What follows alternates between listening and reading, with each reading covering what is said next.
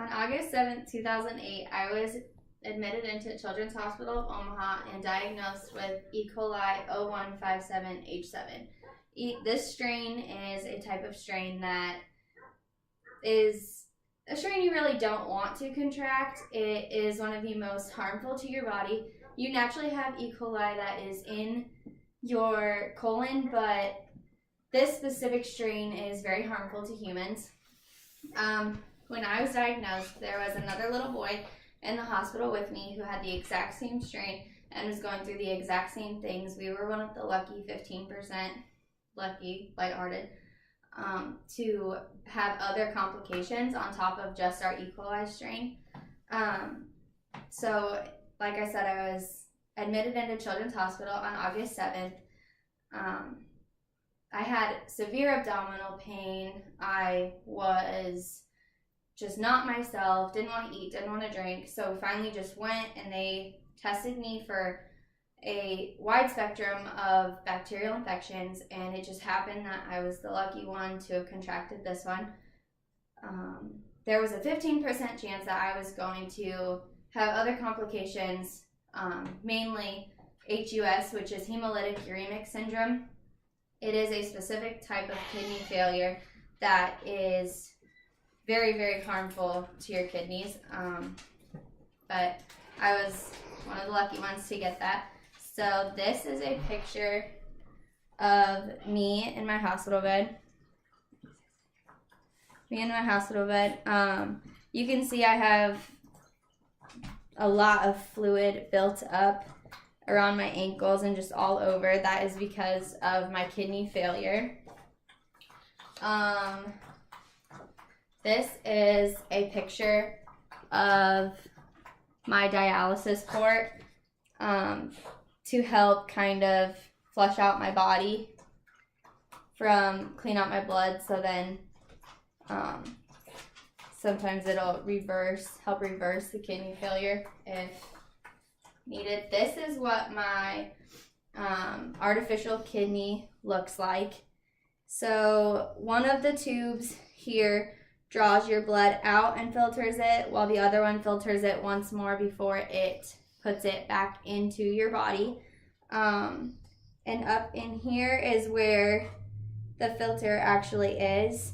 So when I was at probably the worst part of my kidney failure, they had to clean out my filter more than once because I was clotting it up so bad. My blood was so just utterly disgusting.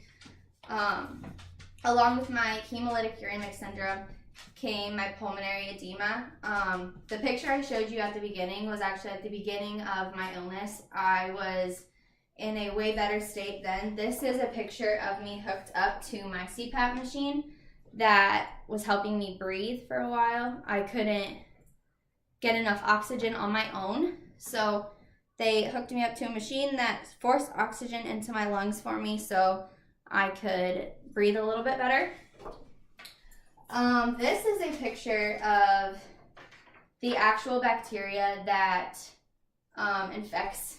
infected me. It is 2 micrometers long. It's not very big. This little guy packs a mean punch when he enters your stream.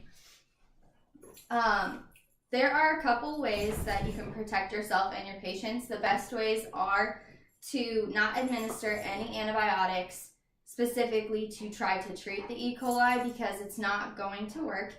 You need to monitor patients for further complications from this specific strain of bacteria. A lot of different complications can happen, though there is a low chance you may be, like I said, one of those lucky ones that wind up with a lot of these complications. And just really wash your hands before you eat, before you make food, after you've prepared food and are waiting for it to cook. Wash your hands any chance you get. You'd rather be safe than sorry. We've all been sick and been told antibiotics might do us no good. E. coli is one of those. It's living proof of that. They are ineffective and potentially can make your disease worse.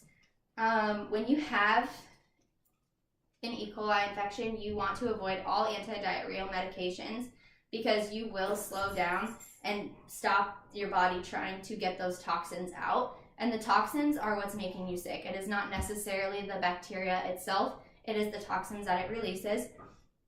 Antibiotics increase your chances of other complications. I developed HUS, hemolytic uremic syndrome, on my own, but there are some medications that will speed that process up.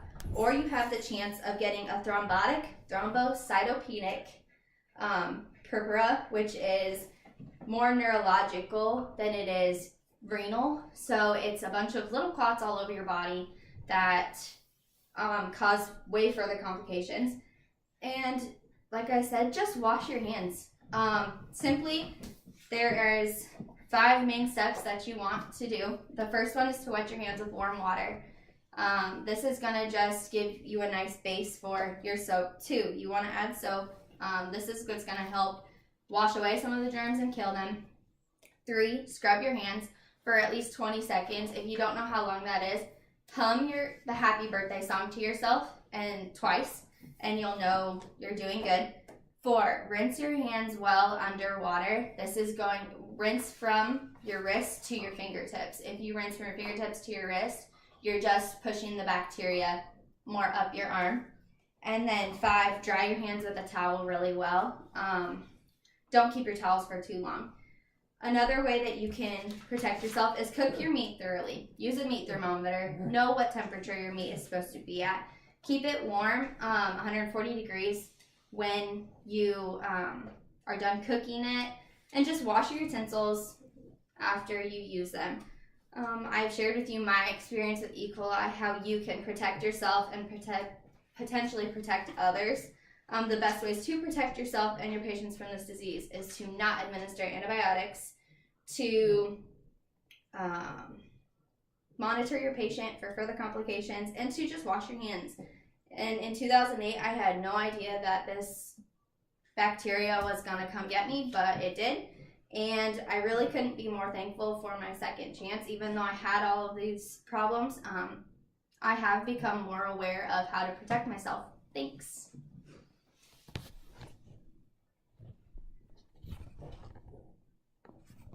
Bye.